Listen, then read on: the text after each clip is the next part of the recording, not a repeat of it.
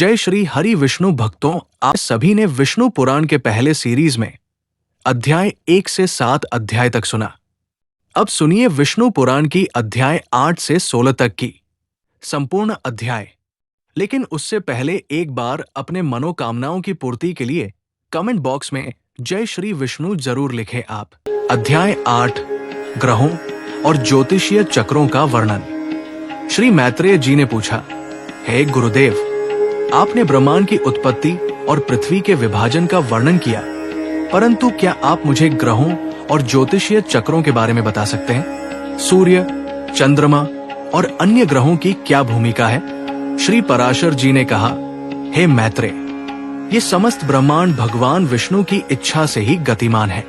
सूर्य, चंद्रमा और अन्य ग्रह भी उन्हीं की शक्ति से संचालित होते हैं। ये सभी ग्रह केवल प्रकाश के स्रोत नहीं, बल्कि वे काल के नियामक और प्राणियों के कर्मों के फलदाता भी हैं। सूर्य इस ब्रह्मांड का नेत्र है, जो प्रकाश और ऊर्जा प्रदान करता है। वो प्रतिदिन उदय होकर अंधकार को दूर करता है और जीवन को गति देता है। चंद्रमा अपने शीतल प्रकाश से रात्रि को प्रकाशित करता है और वनस्पतियों को पोषण देता है। मैत्रेय जी ने जिज्ञासा से पूछा, तो क्या इन ग्रहों का मनुष्यों के जीवन पर कोई प्रभाव पड़ता है? श्री पराशर जी ने उत्तर दिया, हाँ, हे वत्स, इन ग्रहों की स्थिति और गति मनुष्यों के कर्मों के अनुसार उनके जीवन पर गहरा प्रभाव डालती है। जन्म के समय ग्रहों की स्थिति व्यक्ति की नियति का निर्धारण करती है, परंतु मनुष्य अपने कर्मों से अपनी नियति को कुछ हद तक बदल भी सकता है। उन्होंने आगे कहा, प्रत्येक ग्रह का अपना एक विशेष प्रभाव होता है। जैसे मंगल युद्ध और ऊर्जा का प्रतीक है, बुध बुद्धि और व्यापार का, बृहस्पति ज्ञान और धर्म का, शुक्र प्रेम और सौंदर्य का, और शनि कर्म और न्याय का, राहु और केतु छाया ग्रह है, जो कभी कभी बाधाएं उत्पन्न करते हैं। मैत्रेय जी ने पूछा, हे गुरुदेव, ये ज्योतिषीय चक्र कैसे काम करता है? श्री पराशर जी बोले, ये समस्त ब्रह्मांड एक निश्चित चक्र में घूमता है। दिन और रात, मास और वर्ष, ये सभी काल के विभाजन हैं, जो ग्रहों की गति से निर्धारित होते हैं। जैसे सूर्य एक राशि से दूसरी राशि में प्रवेश करता है, वैसे ही कालचक्र आगे बढ़ता है। ये चक्र ही सृष्टि के संचालन का आधार है। ये सब भगवान विष्णु की लीला का ही हिस्सा है। वही काल के नियामक है और वे ही समस्त ग्रहों को अपनी शक्ति से संचालित करते हैं। मैत्रेय जी ने सिर झुका लिया। उन्हें ये ज्ञान अत्यंत महत्वपूर्ण लगा। उन्होंने महसूस किया कि ब्रह्मांड में कुछ भी आकस्मिक नहीं है। सब कुछ एक दिव्य योजना के अनुसार चलता है और हर प्राणी अपने कर्मों के अनुसार ही फल भोगता है। अध्याय 9 विभिन्न लोकों और नरकों का वर्णन। श्री मैत्रेय जी ने पूछा, हे भगवन, आपने स्वर्ग और पृथ्वी लोकों के बारे में बताया है, परंतु क्या आप मुझे अन्य लोकों और नरकों के बारे में बता सकते हैं? मृत्यु के बाद आत्मा कहाँ जाती है और उसे किस प्रकार के फल मिलते हैं? श्री पराशर जी ने गंभीर स्वर में कहा, हे मैत्रेय, ये ब्रह्मांड केवल पृथ्वी तक सीमित नहीं है। यहाँ अनेक लोक हैं और मनुष्य अपने कर्मों के अनुसार उन्हीं लोकों में जाता है। मुख्य रूप से 7 ऊर्ध्व लोक और 7 अधोलोक है।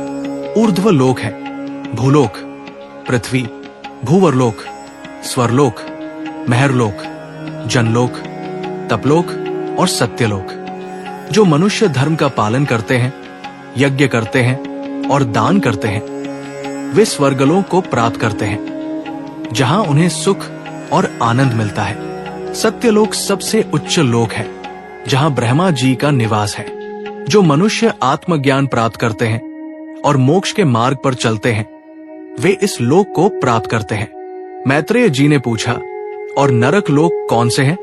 श्री पराशर जी ने गहरे स्वर में कहा, हे वत्स, जो मनुष्य अधर्म का आचरण करते हैं, पाप करते हैं और दूसरों को कष्ट देते हैं, उन्हें मृत्यु के बाद नरक लोक में जाना पड़ता है।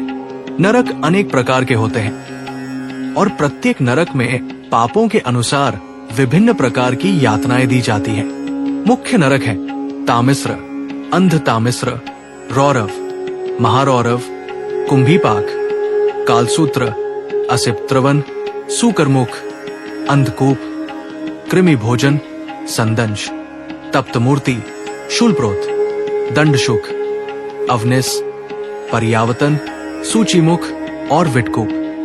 तामिस्र में उन लोगों को दंड मिलता है जो दूसरों का धन चुराते हैं। रौरव में वे जाते हैं जो जीवों को कष्ट पहुंचाते हैं। कुंभीपाक में वे जाते हैं जो ब्राह्मणों को सताते हैं। प्रत्येक नरक में पापों के अनुसार भिन्न भिन्न प्रकार की यातनाएं दी जाती हैं, ताकि प्राणी अपने कर्मों का फल भोग सके। मैत्रेय जी का मन कुछ विचलित हो गया। उन्होंने पूछा, क्या कोई भी नरक से बच सकता है? श्री पराशर जी बोले, हाँ हे मैत्रेय, जो मनुष्य अपने पापों के लिए पश्चाताप करते हैं, प्रायश्चित करते हैं और भगवान विष्णु का नाम जपते हैं, उन्हें नरक की यातनाओं से मुक्ति मिल सकती है। भगवान विष्णु अत्यंत दयालु है और वे अपने भक्तों पर कृपा करते हैं। ये सब इसलिए है ताकि मनुष्य धर्म के मार्ग पर चले और पाप कर्मों से बचे। प्रत्येक आत्मा अपने कर्मों के अनुसार ही फल भोगती है और यही सृष्टि का नियम है। मैत्रेय जी ने गंभीरता से सुना। विभिन्न लोकों और नरकों का ये वर्णन उन्हें इस बात का स्मरण करा गया कि जीवन में कर्मों का कितना महत्व है और धर्म का पालन करना कितना आवश्यक है। अध्याय 10, स्वर्ग और स्वर्गवासियों का वर्णन। श्री मैत्रेय जी ने पूछा, हे गुरुदेव, आपने नरक और विभिन्न लोकों का वर्णन किया। अब कृपया मुझे स्वर्ग और वहां रहने वाले देवताओं के बारे में विस्तार से बताइए। श्री पराशर जी ने मुस्कुराते हुए कहा, हे मैत्रेय, स्वर्ग वो दिव्य लोक है जहां पुण्यात्माएं निवास करती हैं और अपने शुभ कर्मों का फल भोगती है। ये पृथ्वी से ऊपर स्थित है और दिव्य सुख, शांति और आनंद से परिपूर्ण है। स्वर्ग में अनेक प्रकार के देवगण, गंधर्व, अप्सराएं, सिद्ध और चारण निवास करते हैं। यहाँ का वातावरण अत्यंत पवित्र, सुंदर और दिव्य है। यहाँ हर ओर सुगंधित पुष्प, सुंदर उद्यान और दिव्य नदियां बहती हैं।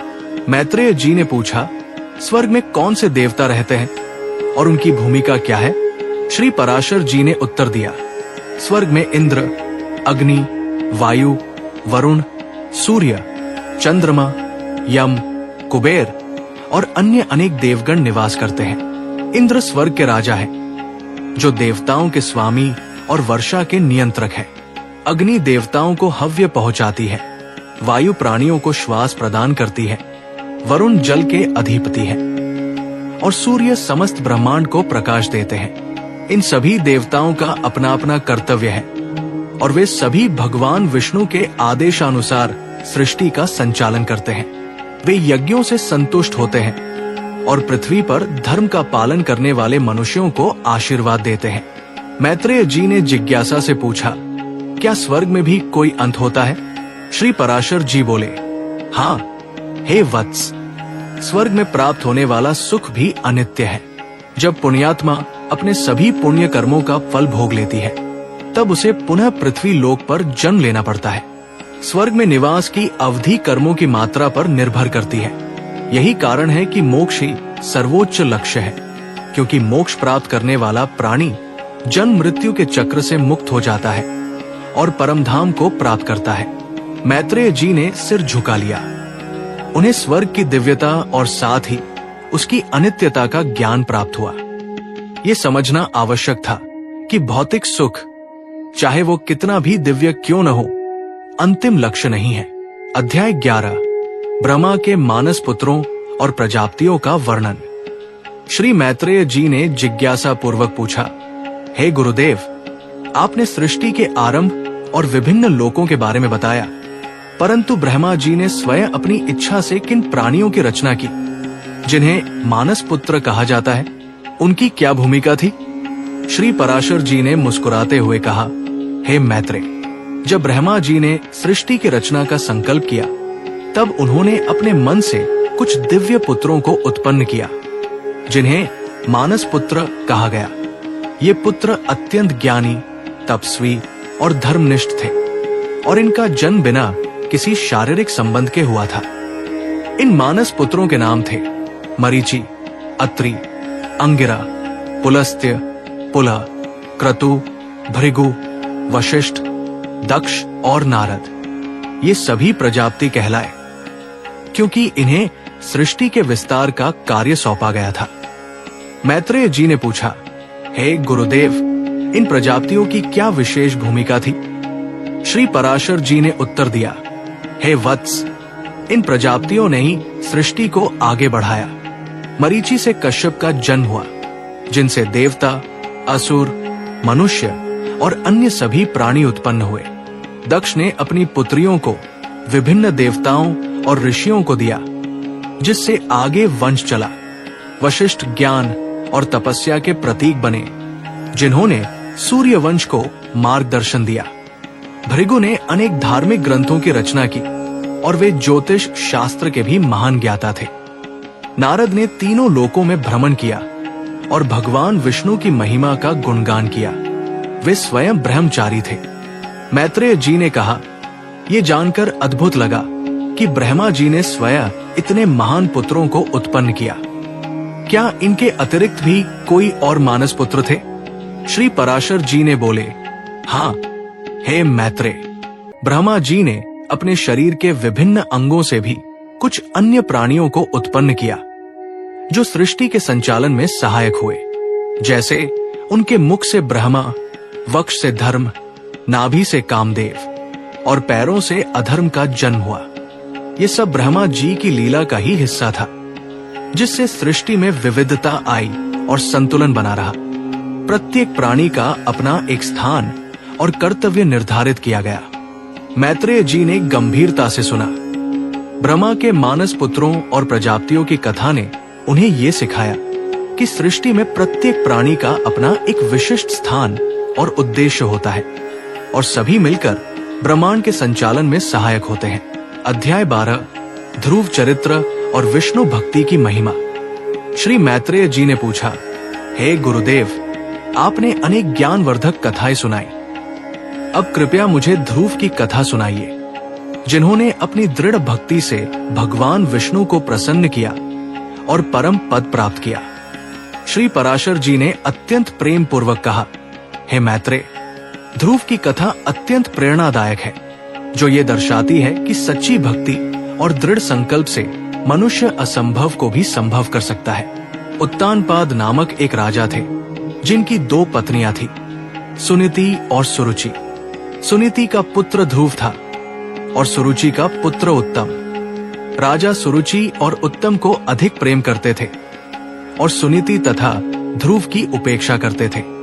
एक दिन छोटा ध्रुव राजा की गोद में बैठने की इच्छा से उनके पास गया, परंतु सुरुचि ने उसे धक्के मारकर हटा दिया और अपमानित करते हुए कहा, तुम इस गोद में बैठने योग्य नहीं हो, क्योंकि तुम मेरी संतान नहीं हो।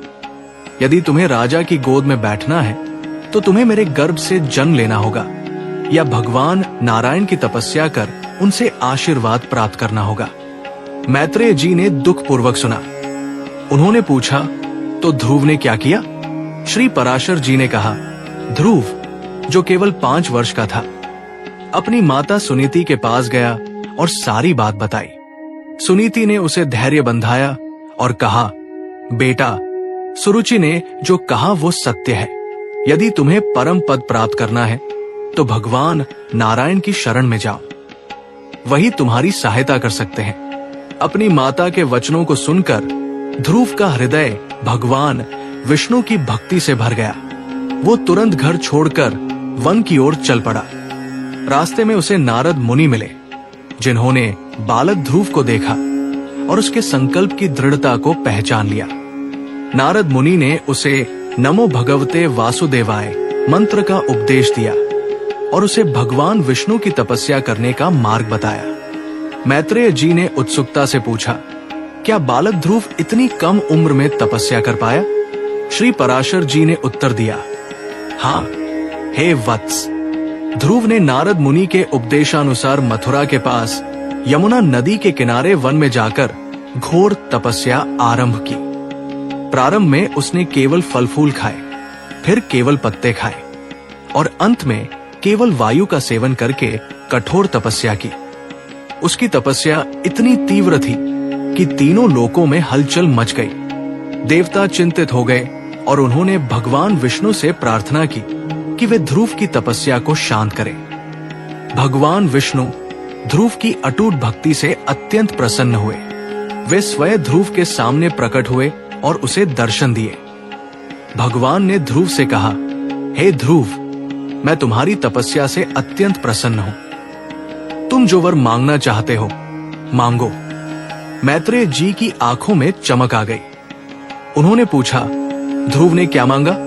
श्री पराशर जी ने कहा, ध्रुव ने भगवान से कहा, हे प्रभु, मैं ऐसा स्थान प्राप्त करना चाहता हूं जो अविनाशी हो और जिसे कोई भी नष्ट न कर सके। भगवान विष्णु ने मुस्कुराते हुए कहा, हे ध्रुव, तुम धन्य हो। मैं तुम्हें ध्रुव लोक प्रदान करता हूं जो सप्तर्षि मंडल से भी ऊपर होगा और जो कभी नष्ट नहीं होगा। तुम वहां अनंत काल तक निवास करोगे और समस्त तारों में सबसे चमकीले तारे के रूप में पूजे जाओगे। भगवान के आशीर्वाद से ध्रुव ने परम पद प्राप्त किया और वह ध्रुव तारा बन गया जो आज भी आकाश में स्थिर है और जिसे सप्तर्षि भी प्रदक्षिणा करते हैं। ये कथा हमें सिखाती है कि सच्ची भक्ति और दृढ़ता से कोई भी लक्ष्य प्राप्त किया जा सकता है। मैत्रेय जी ने श्रद्धा पूर्वक पराशर जी को प्रणाम किया। ध्रुव चरित्र ने उनके हृदय में भक्ति और दृढ़ संकल्प का एक नया अध्याय खोल दिया था। अध्याय 13, पृथ्वी का भौगोलिक विवरण और नदियां।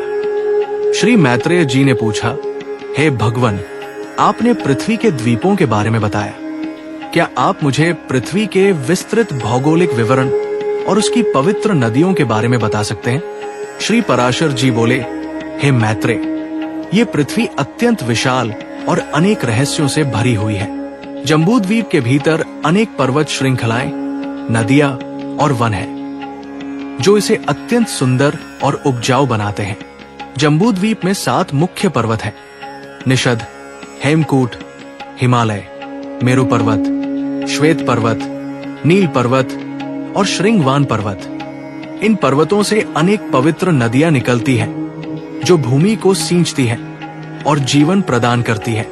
मैत्रेय जी ने उत्सुकता से पूछा, क्या आप कुछ प्रमुख नदियों के नाम बता सकते हैं? श्री पराशर जी ने कहा, हाँ, हे वत्स, भारतवर्ष में अनेक पवित्र नदियां बहती हैं जिनमें गंगा, यमुना, सरस्वती, सिंधु, नर्मदा, गोदावरी, कृष्णा, कावेरी और ब्रह्मपुत्र प्रमुख हैं। ये नदियां केवल जल का स्रोत नहीं बल्कि ये जीवनदायिनी और पापमोचनी भी है। गंगा स्वर्ग से अवतरित हुई है और वो सबसे पवित्र नदी मानी जाती है। यमुना भगवान कृष्ण की लीला भूमि से जुड़ी है। सरस्वती ज्ञान की देवी है और वो अदृश्य रूप में प्रवाहित होती है। सिंधु नदी अपने विशाल विस्तार के लिए जानी जाती है और नर्मदा मध्य भारत की जीवन रेखा है। मैत्रेय जी ने पूछा, क्या इन नदियों का कोई विशेष महत्व है?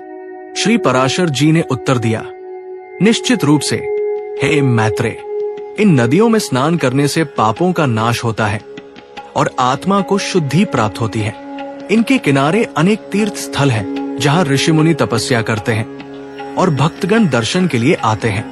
ये नदियां केवल भौगोलिक विशेषताएं नहीं बल्कि ये भारतीय संस्कृति और अध्यात्म का आधार है।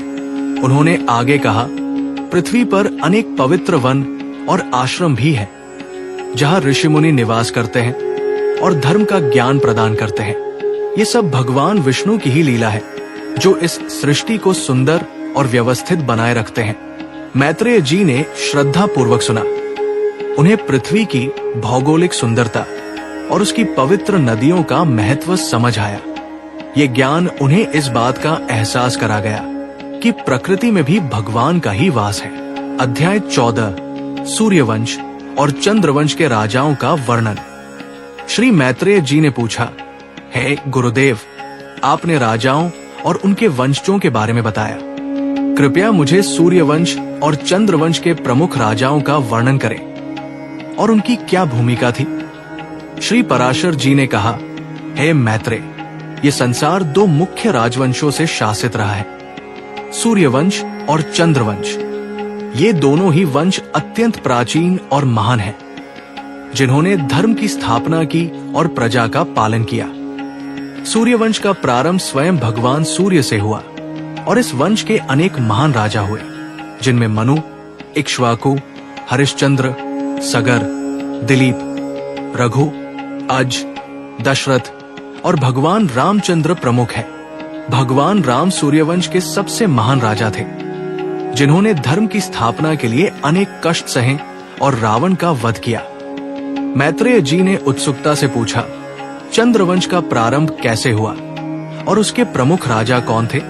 श्री पराशर जी ने उत्तर दिया, चंद्रवंश का प्रारंभ चंद्रमा से हुआ और इस वंश के भी अनेक वीर और धर्मात्मा राजा हुए, जिनमें पुरूरवा, नहुष, ययाति, दुष्यंत, भरत, शांतनु, पांडु, धृतराष्ट्र और भगवान श्री कृष्ण प्रमुख है।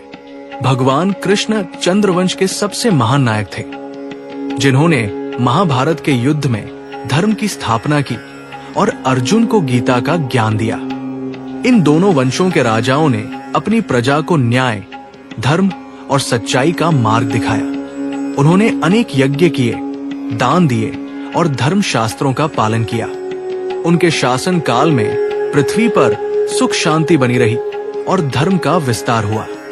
मैत्रेय जी ने कहा, हे गुरुदेव, इन राजाओं की कहानियां अत्यंत प्रेरणादायक है।